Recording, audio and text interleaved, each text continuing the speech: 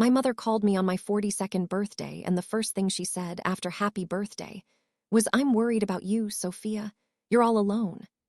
I was sitting on my patio with coffee, watching the sunrise over my garden that I'd spent years cultivating, in the home I'd bought myself, about to spend the day exactly how I wanted. And I realized everyone thought I was lonely, but I'd never been more at peace in my entire life. To understand why my contentment was so confusing to everyone around me, you need to know about the life I was supposed to want. The one I spent my 20s and early 30s desperately trying to build before I realized it wasn't actually mine. I grew up in a traditional family in suburban Massachusetts. My parents married young. My mother was 22, my father was 24. They had my older sister Rebecca when my mother was 25, me when she was 28, and my younger brother David when she was 31. This was the template, the blueprint, the assumed trajectory. Meet someone in your 20s, marry by your late 20s, start having children by 30. Everyone I knew followed this pattern. My mother's friends, my aunts, the women in our church community, they'd all married young, had children, and built their lives around their families. This wasn't presented as one option among many. It was presented as the option, the natural order of things, the path to happiness and fulfillment. "You'll understand when you have children of your own," my mother would say about everything from why she stayed in a marriage that seemed to make her miserable to why she'd given up her dream of becoming a teacher to why she tolerated my father's dismissive behavior. My sister Rebecca followed the script perfectly. She met her husband Jake in college, married at 25, had her first baby at 27. By the time she was 32, she had 3 children and a life that looked exactly like our mother's. Suburban house, minivan, husband who worked long hours while she managed everything domestic. Everyone praised Rebecca for having it all figured out, and the unspoken message was clear. I should be figuring it out too. I tried. I genuinely tried. In my early 20s, I dated with purpose, not just for fun or to see what I liked, but with the underlying agenda of finding the one, getting married, checking the boxes. I was in a relationship with a man named Brandon from age 23 to 26. He was nice enough, stable, the kind of man my parents approved of. We talked about marriage. I tried on wedding dresses with my mother and sister. I looked at houses in the suburbs and imagined our future children. But something always felt off. I couldn't articulate what it was. Brandon was kind, responsible, wanted the same things I thought I wanted. But I felt like I was playing a role in someone else's story. When I'd imagine our future together, I felt a heaviness in my chest rather than excitement. I broke up with Brandon when I was 26, and the reaction from everyone around me was shock and concern. "Why would you throw away a perfectly good relationship?" my mother asked. "You're not getting any younger," my aunt reminded me. "Good men don't wait forever." "What was wrong with him?" friends asked, searching for a deal breaker that would justify my decision. But there was nothing wrong with him. There was something wrong with me trying to force myself into a life that didn't fit. I dated other men throughout my late 20s. There was Michael, the ambitious lawyer who wanted a wife who'd entertain clients and look good at firm events. There was Daniel, the artist who said he loved my independence but resented when I actually exercised it. There was James, who was perfect on paper but whom I felt absolutely no spark with. Each relationship ended the same way. Me realizing I was performing rather than being, compromising rather than thriving, shrinking rather than expanding. By the time I turned 30, I was exhausted. Exhausted from dating. Exhausted from trying to fit myself into the shape of what a partner wanted. Exhausted from the constant low-level anxiety about my biological clock and timeline and whether I'd find someone before it was too late. So I stopped. Not in a dramatic, announced way. I just stopped actively looking, stopped swiping on dating apps, stopped letting my friends set me up, stopped going to events primarily to meet potential partners. And something unexpected happened. I started to feel better. I was 31, living in a small apartment in Boston, working as a freelance graphic designer. I spent my evenings reading, taking myself to movies, exploring the city. I spent my weekends hiking, visiting museums, taking classes in things that interested me, pottery, Italian cooking, photography. I made friends, real friends, not just people I knew through romantic partners. Women who were interesting and funny and going through their own journeys. Men, too, platonic friendships where romance was never on the table. I traveled alone for the first time at 32, a week in Ireland, just me and my backpack. My mother was horrified. "What if something happens to you?" she worried. But nothing happened except that I discovered I loved my own company. I loved making decisions without consulting anyone. I loved the freedom of changing plans on a whim. I loved eating dinner alone with a book and not feeling like I was missing anything. By 33, I'd saved enough for a down payment on a small house in a suburb west of Boston. It needed work, but it was mine.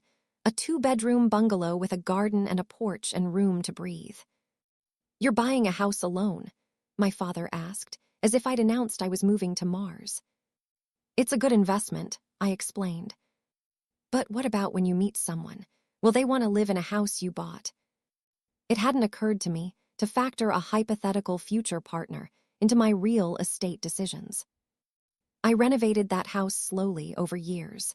I painted walls colors I loved. I planted a garden.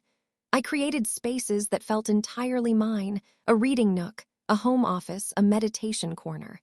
Every decision was mine alone, and it felt powerful rather than lonely.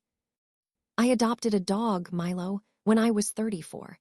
A rescue terrier mix who'd been abandoned and needed someone patient. My mother asked if I was getting a dog because I couldn't find a husband, as if a pet was a consolation prize. But Milo wasn't filling a void. He was an addition to a life that already felt full. By my mid-30s, I'd built a life I genuinely loved. My freelance business was thriving. I could choose my clients, set my own hours, work from my beautiful home office. I had a close circle of friends who actually knew me, not the performed version I'd presented in relationships. I had hobbies and interests I'd developed purely because they interested me, not because they'd make me more attractive to a potential partner. I was content. More than content, I was happy. But everyone around me saw something different. The older I got without partnering up, the more other people seemed to worry about me. Not because I expressed unhappiness or asked for help, but because my life didn't match the template they understood. My 35th birthday was when the pity really started to crystallize. My sister Rebecca threw me a party at her house. Nothing I'd asked for, but she insisted. She invited family and her friends, most of whom were married with children. I showed up, grateful for the gesture but uncomfortable with the attention. Throughout the evening, I had variations of the same conversation over and over. "Are you seeing anyone?" "No, not currently." "Oh," pitying look. "Well, you still have time. My cousin met her husband at 38. Or, "Have you tried online dating? My friend met someone wonderful on one of those apps." Or, "You're so attractive and accomplished. I don't understand why you're still single." As if being single was a problem to be solved, a mystery to be explained, a deficiency to be remedied.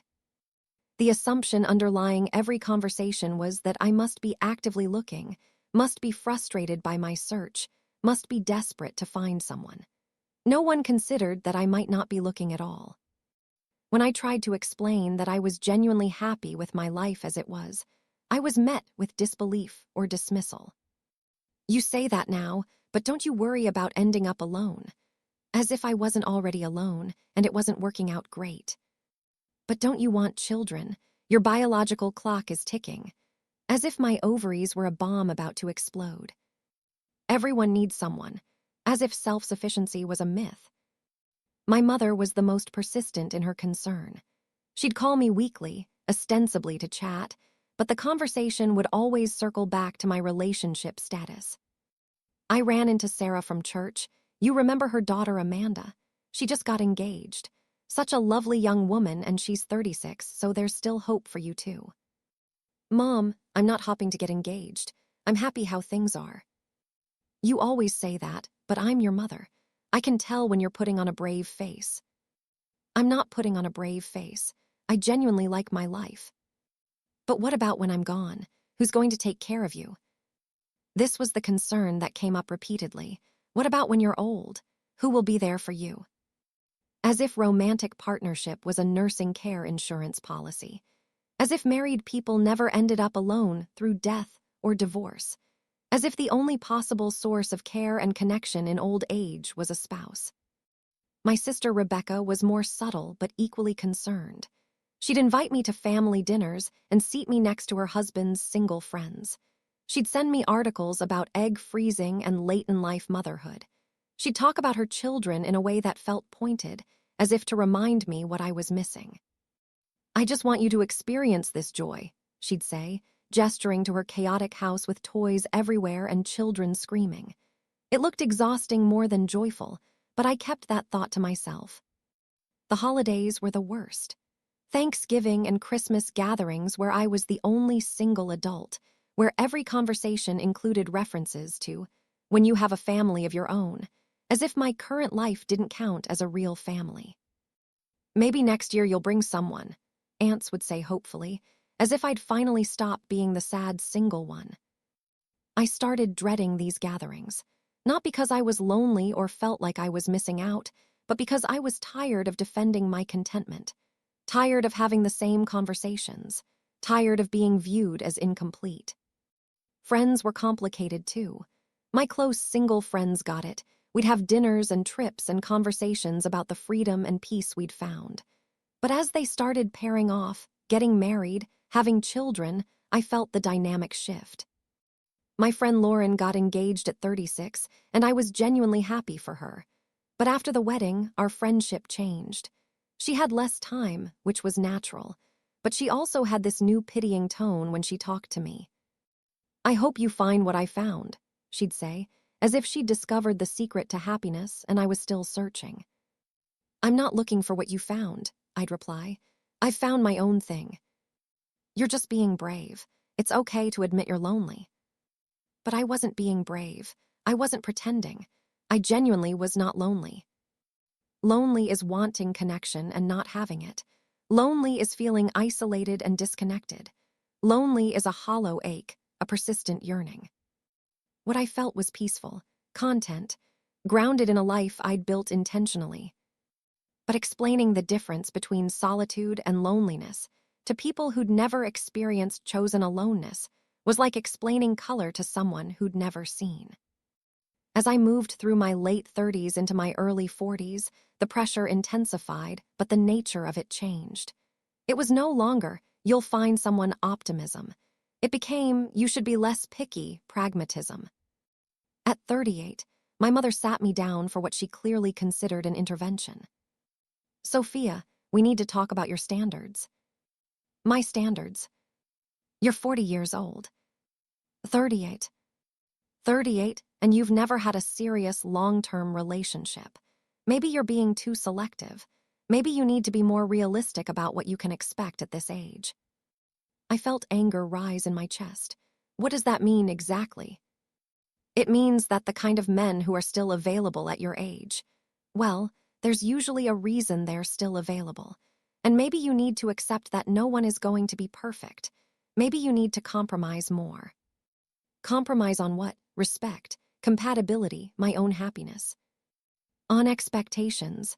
Maybe he won't be as attractive as you'd like, or as successful, or have all the qualities on your checklist, but he could still be a good partner. I stared at my mother, processing what she was really saying. I should settle. I should lower my standards. I should accept less than I wanted because at my age, I shouldn't expect more. Mom, I'm not single because I have impossibly high standards. I'm single because I'd rather be alone than with someone who doesn't genuinely enhance my life. But everyone has to compromise in relationships. There's a difference between compromise and settling. Compromise is finding middle ground with someone who respects you.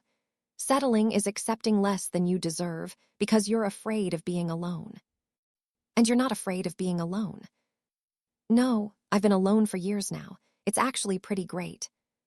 She looked at me with such sadness, such incomprehension, as if I'd told her I enjoyed being miserable. My father took a different approach. He worried about practical matters, my finances, my security, my future. What's your plan for retirement?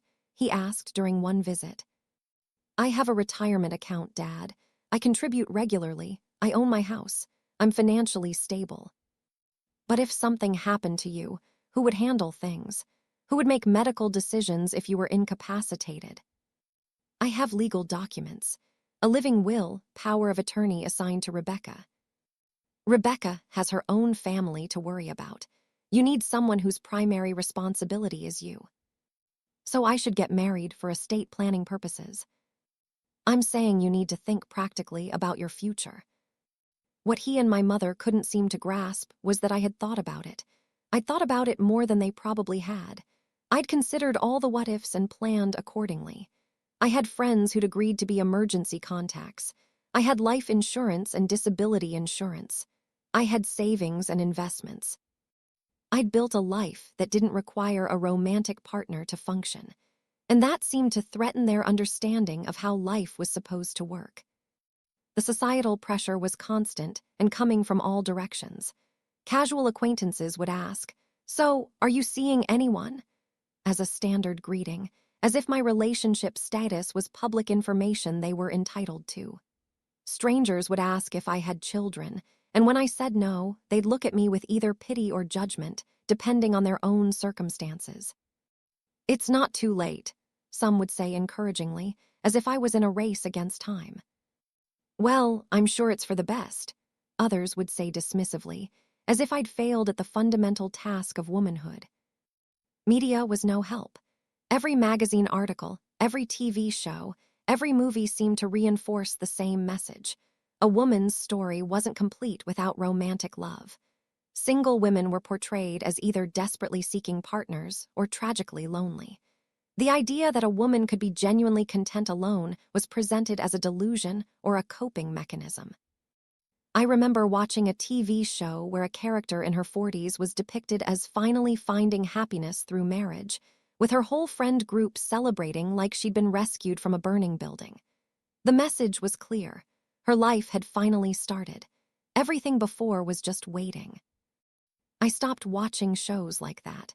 I stopped reading articles about finding love after 40 and beating the biological clock. I curated my media consumption to exclude narratives that made me feel deficient for my choices. But I couldn't curate my real life. I couldn't avoid family gatherings where I was pitied. I couldn't skip work functions where colleagues made awkward comments about my availability. I couldn't dodge well-meaning friends who insisted on setting me up with every single man they knew, regardless of compatibility. "You two are both single, so you should meet," as if that was the only criterion that mattered. I went on some of these setups to keep the peace, to prove I was at least trying. They were uniformly awkward and reinforced why I'd stopped actively dating. These men were strangers who had nothing in common with me beyond relationship status. We'd have nothing to talk about. We'd both be performing interest while mentally calculating when we could politely leave. After one particularly painful blind date with a man who spent the entire evening talking about his ex-wife, I decided, no more. No more pity dates. No more proving to others that I was open to relationship. No more defending my choices by pretending I was still looking.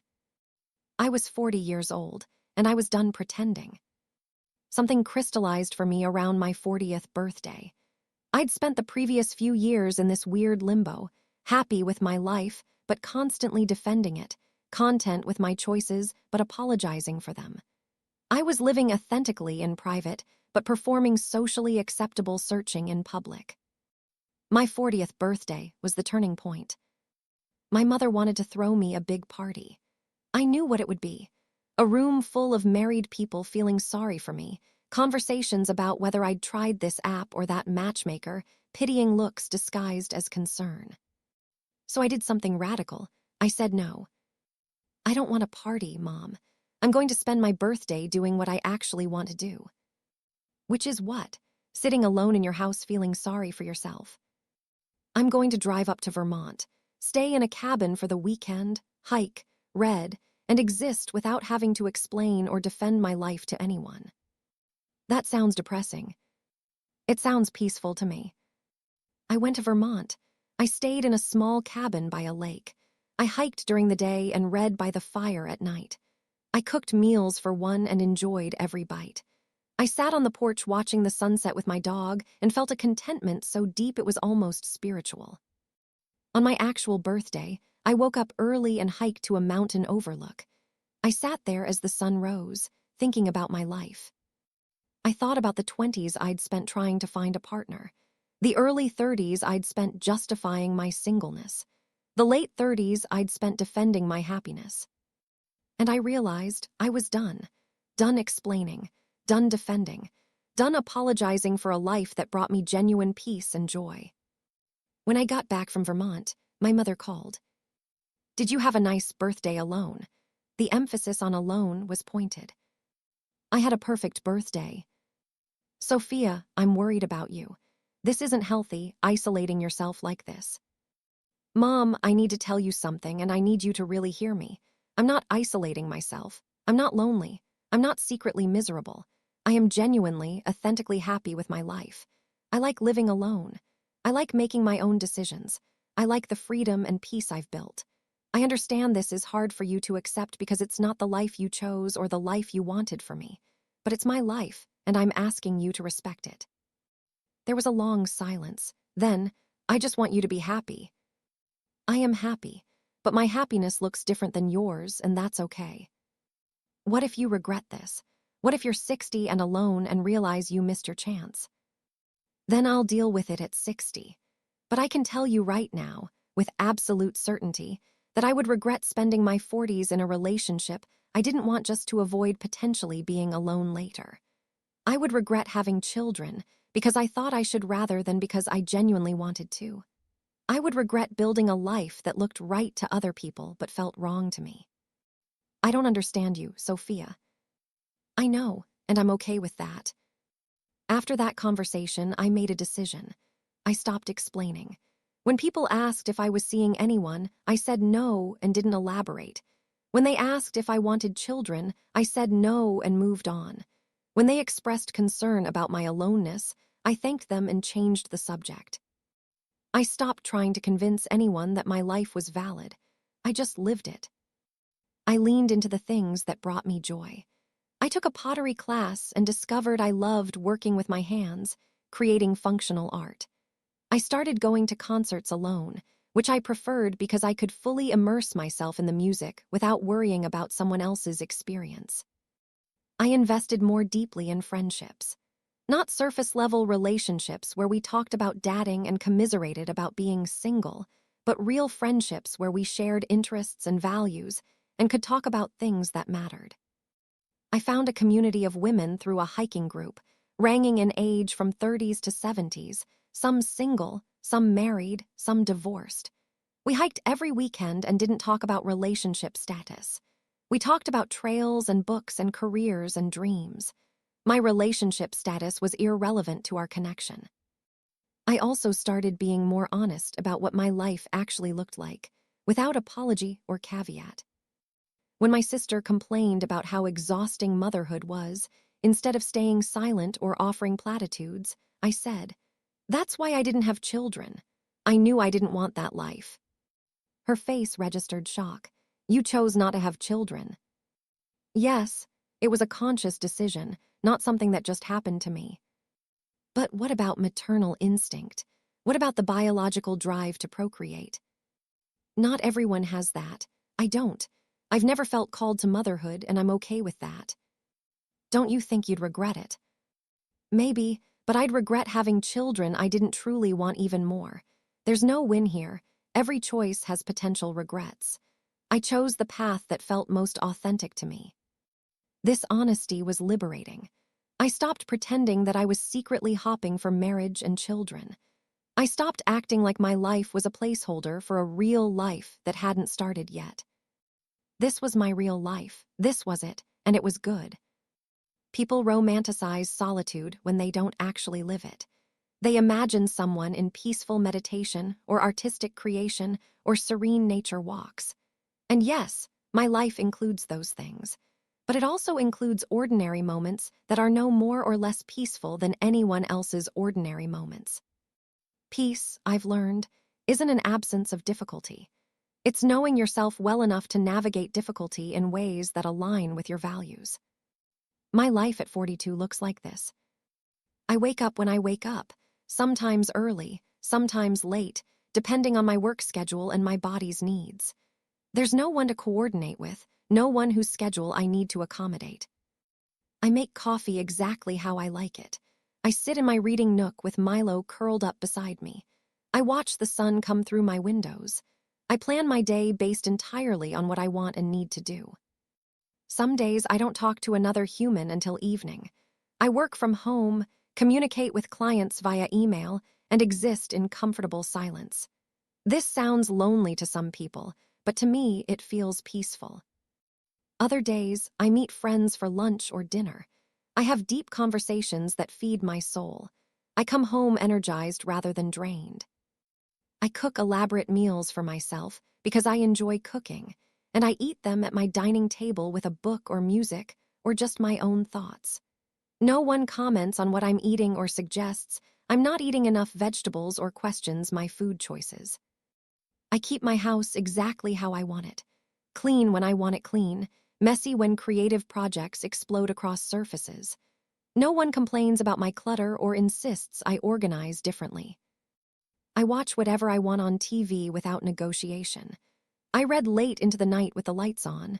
I blast music while I clean. I sing off-key while I cook. I exist without performing for an audience.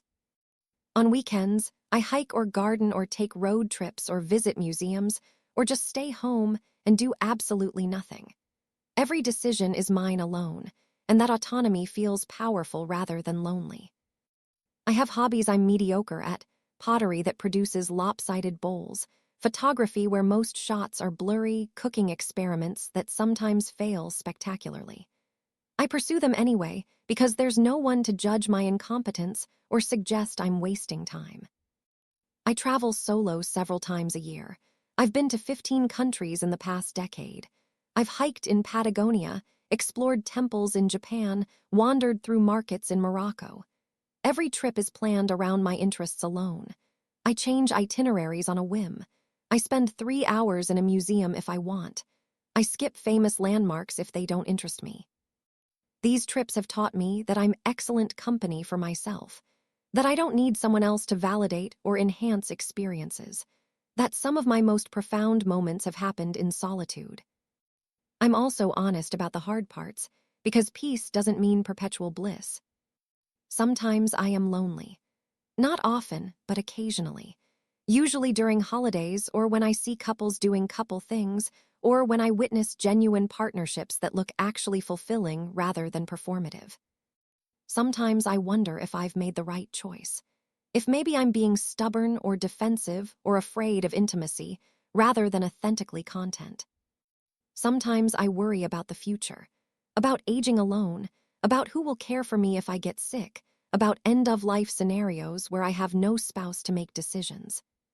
But these moments pass, and what remains is the steady, consistent contentment of living a life that fits me, not a perfect life, not a life without challenges or questions or uncertainties, but a life that feels fundamentally mine. The peace I've found isn't about circumstances being perfect. It's about knowing myself well enough to build a life that aligns with who I actually am rather than who I thought I should be. And that self-knowledge was hard one. It required years of therapy to unpack conditioning and expectations. It required being willing to disappoint people I love. It required sitting with uncertainty and discomfort. It required rejecting scripts I'd internalized about what women's lives should look like. But the result is that I wake up most mornings feeling grateful for my life, not wishing it were different, not waiting for it to start, not feeling like something is missing. Just grateful. Not everyone stayed stuck in their concern about my choices. Some people, over time, started to actually see my life rather than projecting their fears onto it. My father surprised me when I was 41. We were having coffee at my house. He'd stopped by to help me with some home repair project, and he was looking around my renovated kitchen with appreciation. "You've really made this place beautiful," he said. "Thanks, Dad." I have to admit, I didn't understand what you were doing for a long time. I thought you were scared or damaged or avoiding life somehow. I stayed quiet, letting him continue. But seeing you now, seeing how you've built this life, I think I finally get it. You're not waiting for your life to start. This is your life, and it's actually pretty full. It is, I said simply. I'm sorry for all the times I implied there was something wrong with your choices. I was projecting my own fears about being alone onto you. But you're not like me. You actually like your own company. It was the closest thing to an apology or understanding he'd ever offered, and it meant more than he probably knew. My sister Rebecca's transformation took longer, but was equally significant. She'd been so convinced that marriage and motherhood were the only path to fulfillment that she couldn't imagine anyone genuinely choosing differently. But her marriage hit a rough patch when she was 43. Her husband Jake had an emotional affair with a coworker. They went to counseling and worked through it, but it shook Rebecca's worldview. We were having dinner at my house one evening, just the two of us, which was rare, when she said, "Can I ask you something honestly?" "Always." "Do you ever feel smug about my marriage problems? Like, see, partnership isn't all it's cracked up to be." "No, Becca, I don't feel smug. I feel sad that you're hurting. My choice to be single isn't a judgment on your choice to be married." I think I always took it that way. Like you were saying my life was wrong by choosing something different. I wasn't. I was just choosing what was right for me. I've been thinking about what you said years ago, about how you'd rather be alone than with the wrong person. I always thought that was just something single people say to feel better. But now I understand it. Being with the wrong person, or even the right person during a wrong phase, can be lonelier than actual aloneness. That's been my experience. Every relationship I've been in, I felt more disconnected from myself than I do living alone. Do you think I made a mistake? Marrying young, having kids, following the script? No, I think you followed your authentic path, and I followed mine. The mistake would have been if either of us had followed the other's path. She was quiet for a moment. "I used to pity you. I'm sorry for that." "I know, most people do." "Do you pity me?" "Sometimes, when I see you exhausted and undervalued and giving everything to everyone else. But I also see moments of joy in your life that I'll never experience. Your kids are incredible. When you and Jake are good, you're really good. You've built something I can't understand from the outside, just like I've built something you can't understand. Can I tell you something I've never admitted to anyone?" "Of course." "Sometimes I'm jealous of you. Of your freedom, your autonomy, your peace. I love my family, but there are moments I fantasize about living alone, making my own decisions, existing without constant noise and demands." That's not wrong, Becca. You can love your life and still sometimes imagine a different one. You really don't want what I have. Not even a little bit. I love your kids. I value our relationship. But when I imagine living your life, I feel claustrophobic. When I imagine living my life, I feel at home. How did you figure that out? Trial and error. Lots of therapy. Being willing to disappoint people. Sitting with uncomfortable questions about what I actually wanted versus what I thought I should want. Friends who were going through divorces or struggling in marriages started seeking me out for different conversations. Not the old "don't worry, you'll find someone" conversations, but genuine curiosity about how I'd built contentment alone. "How did you learn to like your own company?" my friend Amy asked over coffee. She was newly divorced at 44 and terrified of being alone.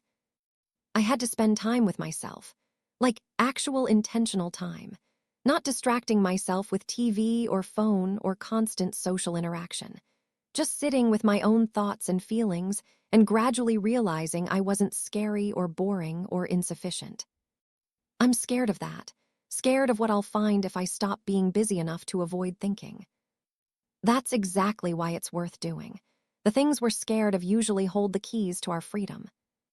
Another friend, Jessica, who'd been in a relationship for 10 years that was slowly dying, asked me, "Do you think I'm settling if I stay with someone I'm not excited about anymore?"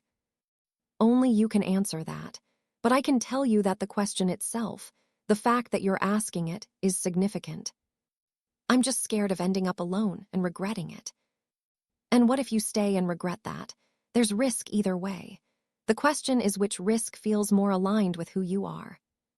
These conversations were different than the earlier ones where people pitied me or tried to fix me. These were people genuinely trying to understand a path they'd previously dismissed. I'm 43 now, and I've been living this chosen solitude for over a decade. People still ask if I'm seeing anyone, but less frequently and with less pity.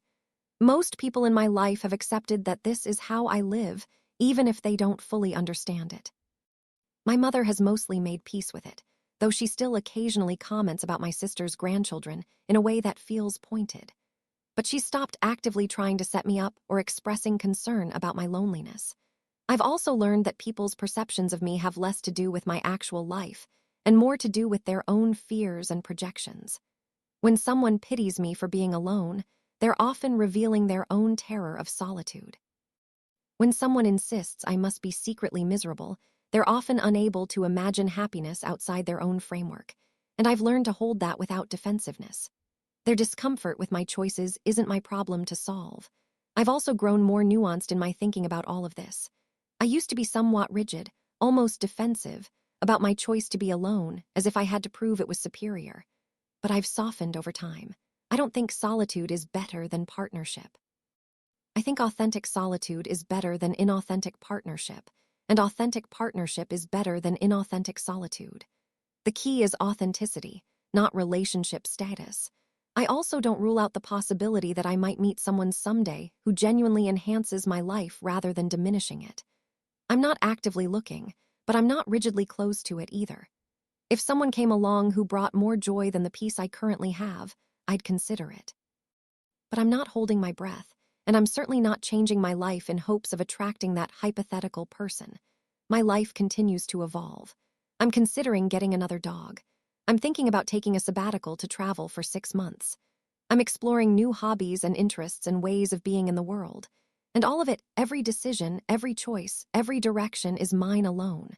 That autonomy, that radical self-direction, is what brings me peace. When I was younger, I thought happiness meant finding the right person, building the right family, creating the right kind of life. Right, meaning the version everyone around me validated and approved of. Now I understand that happiness means knowing yourself well enough to build a life that actually fits you, even if that life confuses or concerns everyone else. I'm not lonely in my 40s. I'm at peace. And the difference between those two states is vast. Lonely is yearning for connection you don't have. Peace is contentment with the life you've built. Lonely is feeling empty. Peace is feeling full in unexpected ways. Lonely is waiting for life to start. Peace is recognizing that life is already happening, right now, in this moment. The hardest part hasn't been being alone. It's been convincing others that I'm genuinely okay with it. It's been defending my contentment against constant assumptions that I'm secretly miserable. It's been explaining over and over that solitude and loneliness aren't the same thing. But I'm done explaining. I'm done defending. I'm done convincing anyone that my life is valid. I'm just living it, and it's a good life. Not despite being alone, but often because of it. Because being alone has taught me who I am. It's given me space to develop interests and hobbies and perspectives that might have been lost in the compromise of partnership. It's allowed me to build a life that's entirely mine, unapologetically mine. If you're someone who feels societal pressure to partner up, to have children, to follow a specific life script, I want you to know, you're allowed to choose differently. You're allowed to want something else. You're allowed to build a life that makes no sense to anyone but you. And if you're someone who pities the single people in your life, I'd encourage you to consider whether your pity is actually about them or about your own fears of being alone. Consider that they might be genuinely content, that their life might be full in ways you can't see from the outside, that happiness takes many forms and doesn't require romantic partnership. I can't say I'll never be lonely.